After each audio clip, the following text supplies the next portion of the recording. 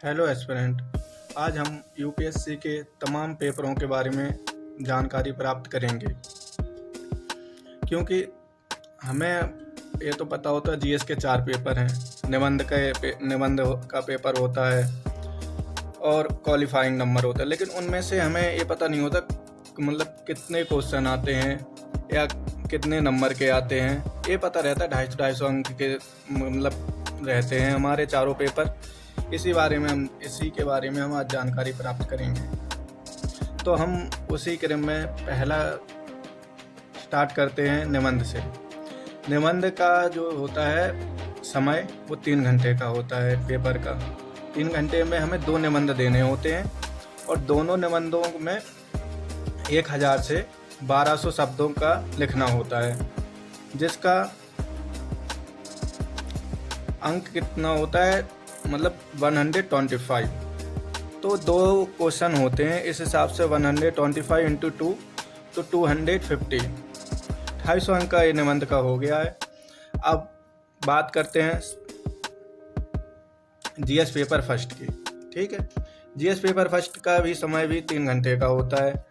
इनमें प्रश्नों की संख्या 20 होती है, जिनमें से 1 से 10 तक का उत्तर हमें 150 मतलब 150 शब्दों में एवं प्रश्न संख्या 11 से 20 तक का उत्तर 250 वर्ड्स में मतलब 250 शब्दों में देना होता है। प्रश्न संख्या 1 से 10 बराबर मतलब 250 शब्दों में देना होता है 1 से 10 का। ठीक है, इसमें प्रत्येक क्वेश्चन 10 अंक का होता है, तो 10 इंटू 10 100 अंक मतलब 1 से 10 क्वेश्चनों का अंक कुल मिला के 100 होते हैं। अब प्रश्न संख्या 11 से 20 तक देखते हैं। 11 से 20 तक का मतलब होता है शब्द कितना देना होता है प्रत्येक का 250 अंक में 250 शब्दों में। ठीक है, इसके अंक कितने होते हैं 15 और होते हैं कितने क्वेश्चन 10, तो 15 इंटू 10 इक्वल 150। तो इन दोनों मतलब ये 10 क्वेश्चन 1 से 10 10 और 11 से 20 10, तो 20 क्वेश्चन को मिला के कुल मिला के हुए 250 अंक। अब बात करते हैं जीएस पेपर फर्स्ट के पाठ्यक्रम की। भारतीय विरासत, संस्कृति, विश्व का इतिहास एवं भूगोल तथा समाज। अब हम विस्तृत इसके पाठ्यक्रम पहले के विस्तृत में पाठ्यक्रम का जानकारी अगले वीडियो में लेंगे। अब इसी क्रम में हम चलते हैं जीएस पेपर सेकंड के बारे में बात करते हैं। जीएस पेपर सेकंड का समय होता है 3 घंटे का। ठीक है, समय 3 घंटे का होता है और इसमें भी मतलब प्रश्नों की संख्या होती है 20। कुल प्रश्नों की संख्या होती है 20, जिसमें से 1 से 10 तक का उत्तर हमें 150 शब्दों में एवं प्रश्न संख्या 11 से 20 तक का उत्तर 250 मतलब 250 शब्दों में देना होता है। और प्रश्न संख्या 1 से 10 इक्वल 250 शब्दों में देना होता है। और 10 गुणे 10 मतलब 10 अंकों का होता है और 10 क्वेश्चन होते हैं, तो 100 अंक हो गए इसके। प्रश्न संख्या 11 से 20 इक्वल मतलब कितने अंकों का कितना शब्दों का देना होता है 250 शब्दों का देना होता है इसमें। अब इक्वल मतलब 15 इंटू 100 15 इंटू 10 हुआ है मतलब 150 अंक, सॉरी 150 अंक, तो कुल मिला के हुए 250 अंक। अब इसके जीएस पेपर सेकंड के हम पाठ्यक्रम के बारे में जानकारी प्राप्त करते हैं। जैसे कि इसमें है शासन व्यवस्था, संविधान, राज्य व्यवस्था, सामाजिक न्याय तथा अंतर्राष्ट्रीय संबंध। इसके भी मतलब विस्तृत में सिलेबस के बारे में जानकारी हम अगले वीडियो में प्राप्त करेंगे। प्रश्न संख्या तृतीय, इसका भी समय होता है 3 घंटे का। इसमें भी कुल क्वेश्चन आते हैं 20 होते हैं, जिनमें से प्रश्न संख्या 1 से 10 तक का उत्तर 150 अंक शब्दों में एवं प्रश्न संख्या 11 से 20 तक का उत्तर 250 शब्दों में देना होता है। प्रश्न संख्या 1 से 10 इक्वल मतलब 150 शब्दों में देना होता है और 10 गुणे 10 बराबर 100, जैसे हम पीछे बात कर चुके हैं। प्रश्न संख्या 11 से 20 इक्वल 250 शब्द इक्वल 15 गुणे 10 मतलब 150 अंक हुए, तो मतलब दोनों कुल मिला के हो गए 250 अंक। ठीक है, अब प्रश्न मतलब पाठ्यक्रम के बारे में बात करते हैं। इसमें आता है प्रौद्योगिकी, आर्थिक विकास, जैव विविधता, पर्यावरण सुरक्षा तथा आपदा प्रबंधन। ठीक है, अब हम बात करते हैं प्रश्न पत्र संख्या मतलब चौथे जीएस पेपर फोर्थ की बात करते हैं। इसमें भी 3 घंटे का समय रहता है और थोड़ा इसका सिलेबस मतलब सिलेबस नहीं कह सकते, हम कह सकते हैं इसकी प्रश्नों की संख्या थोड़ी अलग है तीनों पेपरों से, जिसकी हम बात करेंगे वीडियो के एंड में। ठीक है, तो बने रहिए वीडियो के एंड तक। अब हम बात करते हैं इसके पाठ्यक्रम के बारे में। पेपर 4 के जीएस पेपर 4 के पाठ्यक्रम के बारे में बात हम करते हैं। इसमें है पाठ्यक्रम में नीति शास्त्र, सत्यनिष्ठा, अभिवृत्ति मतलब, और अब हम करते हैं वैकल्पिक मतलब ऑप्शनल सब्जेक्ट में 2 प्रश्न पत्र होते हैं, जिनमें से प्रत्येक का समय 3 घंटे का तथा कुल अंक 250 प्लस 250 होते हैं।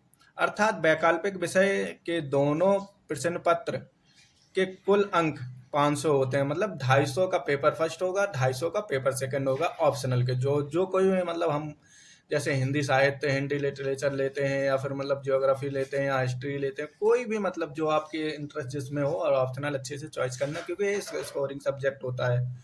इसी से मतलब हमारी रैंक तय होती है एक हिसाब से कहें तो। ठीक है, इसी क्रम में हम आगे बढ़ के बात करते हैं क्वालिफाइंग प्रश्न पत्र के बारे में। ठीक है, क्वालिफाइंग मतलब जिसको हमें स्कोर का कोई मतलब नहीं होता है इसमें, क्योंकि ये नंबर जुड़ते नहीं है।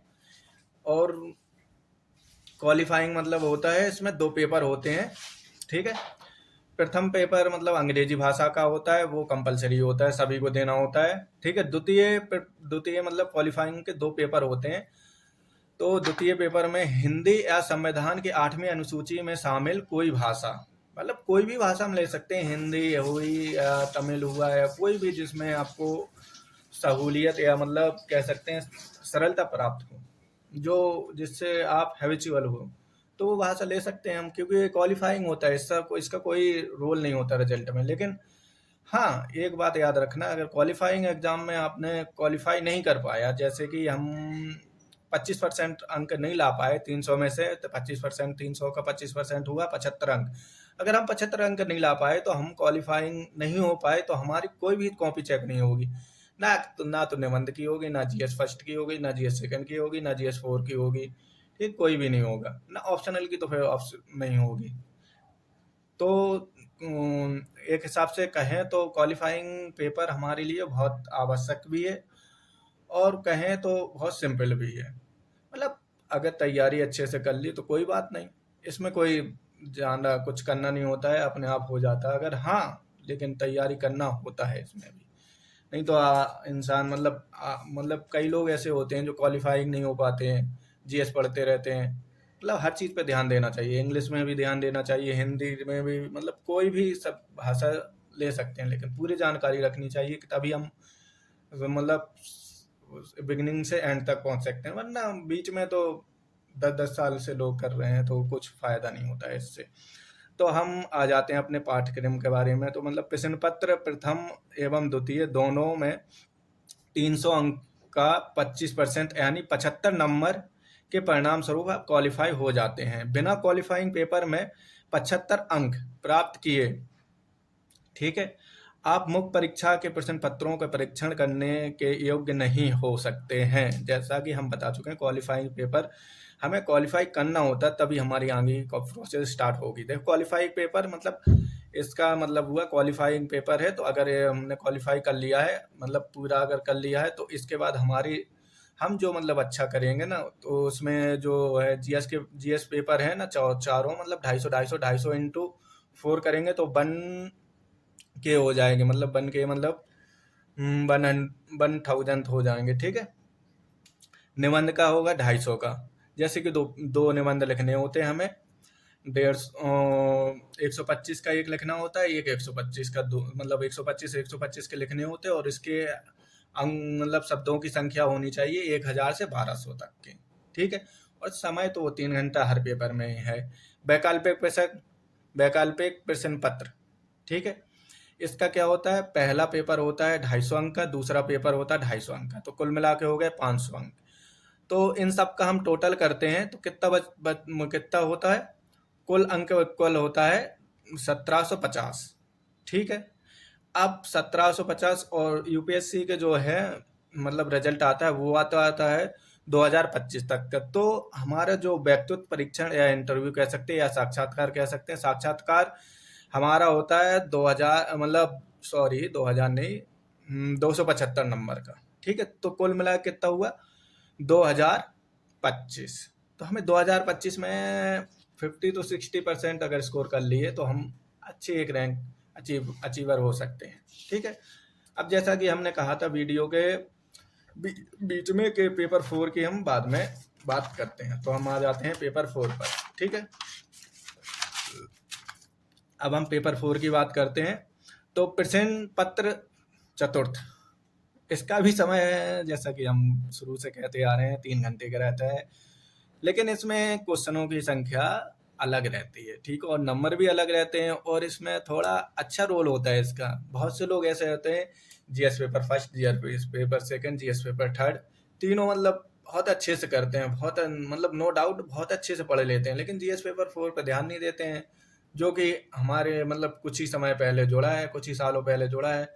क्योंकि हम यूपीएससी की तैयारी क्यों करते हैं? यूपीएससी की तैयारी इसलिए करते हैं क्योंकि हम सिविल सर्वेंट हैं। सिविल सर्वेंट मतलब हमें लोगों के बीच में रह के उनके लिए काम करना है। तो एथिक्स का पेपर उसी के लिए, उसी बेस पे लगाया गया है। तो इसमें कुल प्रश्नों की संख्या आती है 12, जो 2 खंडों मतलब 6-6 में बटा होता है। मतलब 2 खंड में, खंड ए और खंड बी।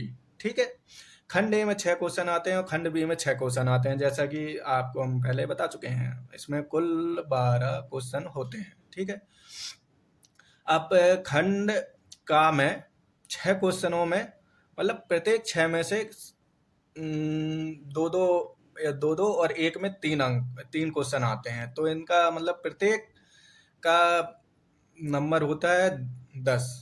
ठीक है, 10 नंबर का होता है प्रत्येक क्वेश्चन।